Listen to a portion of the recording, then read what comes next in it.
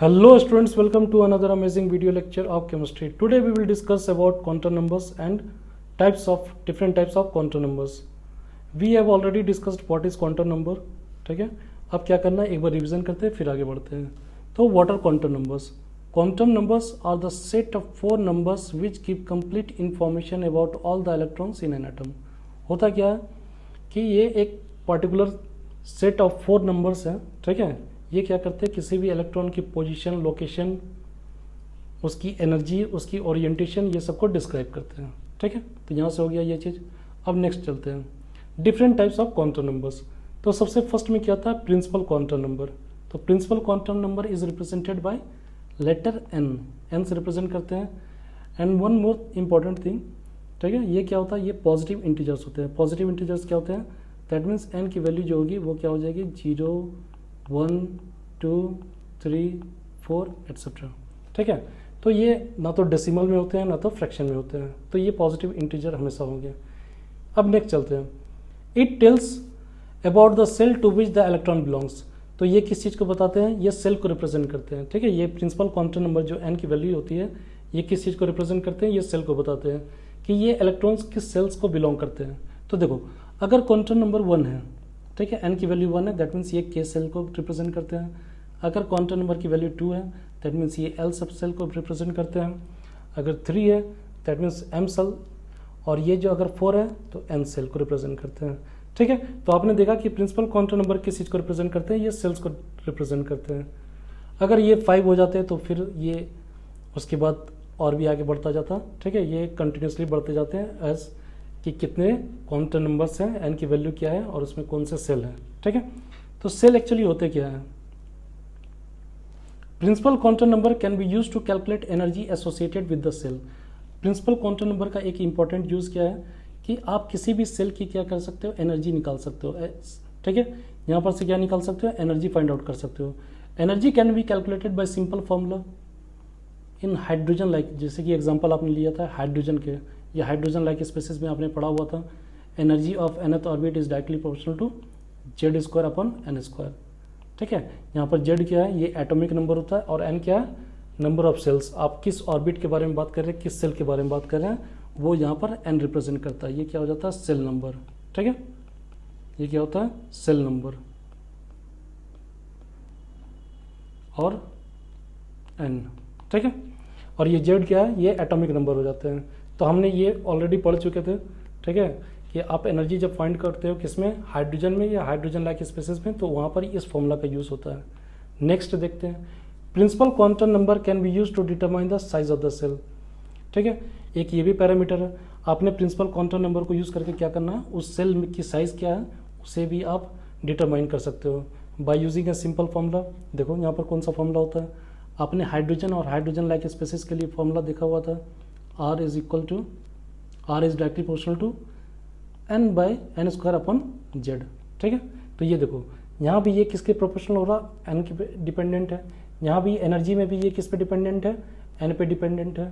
ठीक है, तो आप क्या कर सकते हो, इसके रेडियस फाइंड आउट कर सकते हो कि उस सेल की रेडियस क्या है by using formula N square by Z. ठीक है, नेक्स्ट चलते हैं, it tells about the maximum number of electrons a shell can accommodate. ठीक है, आपको एक और पैरामीटर मिल गया. अब इससे क्या होगा, क्वांटम नंबर का यूज करके, जो प्रिंसिपल क्वांटम नंबर है एन की वैल्यू को यूज करके आप क्या कर सकते हो, उस सेल में, उस पर्टिकुलर सेल में कितने इलेक्ट्रॉन्स है उसे आप फाइंड आउट कर सकते हो मोस्ट इजिली. तो उसके लिए भी एक सिंपल फॉर्मूला है, number of electrons in a shell is given by 2n square, where n is shell number. ठीक है, फॉर एग्जांपल कैलकुलेट करते हैं. मान लो अगर आपने n की वैल्यू यहाँ पर लिया, ठीक है, ये किस सेल को रिप्रेजेंट करता है वो इधर लिखा आपने, और ये उसमें नंबर ऑफ इलेक्ट्रॉन्स कितने हैं, टोटल नंबर ऑफ इलेक्ट्रॉन्स कितने हैं.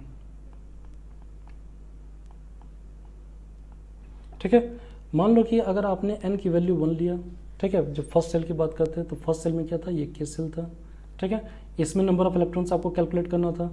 तो नंबर ऑफ इलेक्ट्रॉन्स कैसे कैलकुलेट करना था, तो 2 × 1 का होल स्क्वायर, दैट मीन्स ये कितने हो जाएंगे, 2 हो जाएंगे.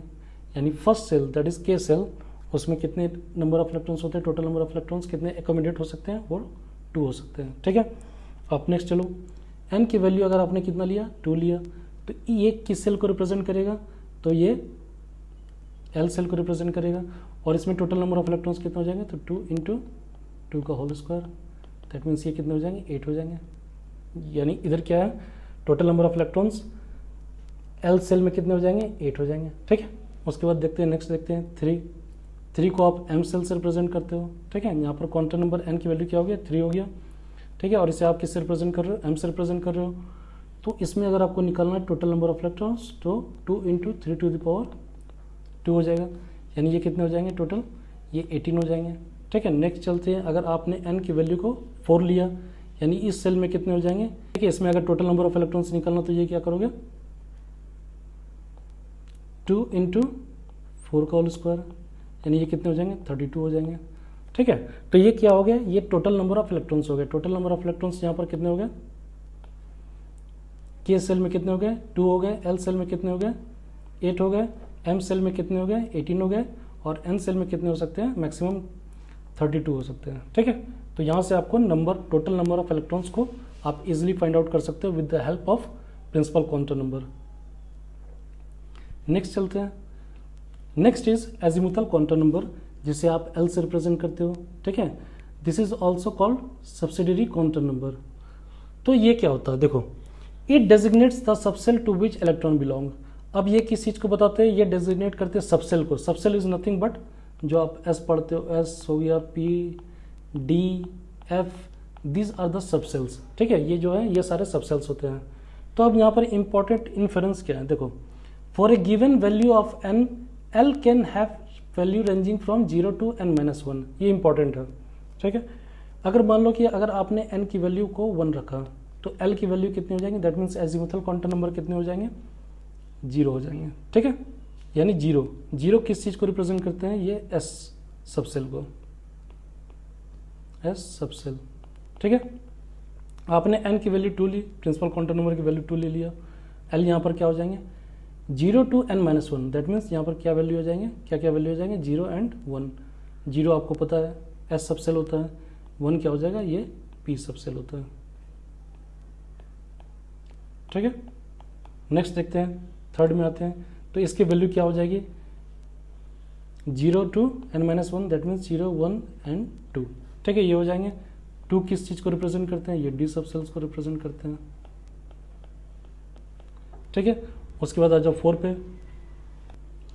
पे आ जाते हैं, तो 4 की वैल्यू क्या हो जाएगी 0 से n-1 तक आएगी, दैट मीन्स 0 1 2 एंड 3। और 3 किस चीज को रिप्रेजेंट करते हैं, 3 यहाँ पर f subshell.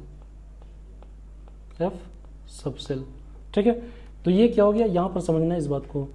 For a given value of n l can have value ranging from 0 to n-1। आपने देखा होगा जब आपने कोई सी की कॉन्फ़िगरेशन लिखते हो, ठीक है, मान लो कि सोडियम का कॉन्फ़िगरेशन लिखते हो तो Na में कितने हो जाते हैं इलेक्ट्रॉन्स, एटॉमिक नंबर क्या होता है 11 होता है।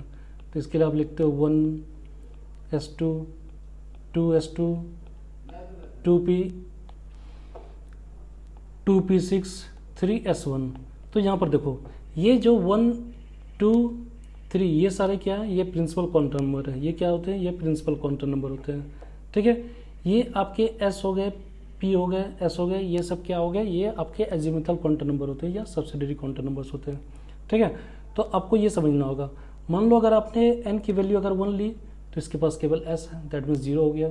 अगर आपने यहाँ पर n की वैल्यू 2 ली तो n के पास देखो s भी है और p भी है, दैट मीन्स 0 और 1 वैल्यू हो गया। ठीक है, एंड सो ऑन। इसी तरह अगर आप आगे लेते चलोगे तो आपको क्लियर होता जाएगा। ठीक है, इसी तरह आप जब भी कॉन्फ़िगरेशन लिखते हो तो यही यूज़ होता है, उसके बारे में नेक्स्ट क्लास में डिस्कस करेंगे।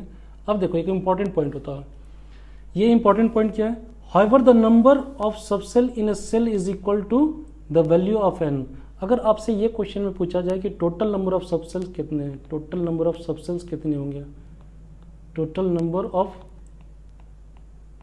Subcells in a particular shell, in a particular shell कितने हो जाएंगे, that will be equal to the value of n। अगर आपके n की वैल्यू कितनी होती है 1 होती है, दैट मीन्स उसके पास भी एक सबसेल होंगे, दैट इज s सबसेल, और उसे आप 0 से प्रेजेंट करते हो। ठीक है, अगर आपने n की वैल्यू को कितना रखा 2 रखा, तो इसके पास कितने सबसेल हो जाएंगे, 2 सबसेल्स होते हैं। कौन कौन से होते हैं, 0 एंड 1, यानी S एंड P। ठीक है, अगर इसी तरह आपने n की वैल्यू क्या लिया, 3 लिया, तो इसमें टोटल नंबर ऑफ सबसेल कितने हो जाएंगे, 3 होंगे। उनकी वैल्यू जो है वो अलग हो जाएगी, वैल्यू जो है 0 से n-1 तक रेंज करेगी, लेकिन टोटल नंबर ऑफ सबसेल जो होंगे वो 3 के इक्वल होंगे। इसमें क्या हो जाएंगे, 0, 1, 2, ये कितने हो गए, टोटल नंबर ऑफ सबसेल्स हो गए। ठीक है, और इसकी जो वैल्यू है वो रेंज कहाँ से कर रही है, 0 to n-1 तक। ठीक है, तो आज के क्लास में बस इतनी, और भी ऑर्बिटल्स या एजीमुथल क्वांटम नंबर के बारे में बात होगी। ठीक है, और भी कुछ बचे हुए टॉपिक्स हैं, उसको नेक्स्ट क्लास में कंटिन्यू किया जाएगा। That's all for today.